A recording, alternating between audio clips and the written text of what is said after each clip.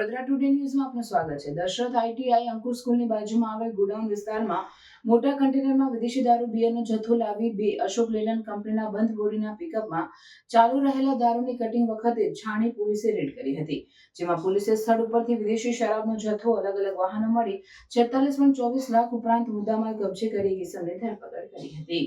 વડોદરા શહેરની છાણી પોલીસ મથકની team patrolling કરી રહી હતી। તે દરમિયાન દશરથ આઈટીઆઈ અંદર અંકુર સ્કૂલની બાજુમાં આવેલ ગોડાઉન વિસ્તારમાં એક મોટા કન્ટેનરમાં વિદેશી દારૂ બિયરનો જથ્થો લાવી બે અશોક લેલન્ડ કંપનીના દોસ્તના બંધ બોડીના પિકઅપમાં દારૂનું કટિંગ ચાલી રહ્યું હોવાની ચોક્કસ માહિતી મળતા પોલીસે રેડ કરી હતી।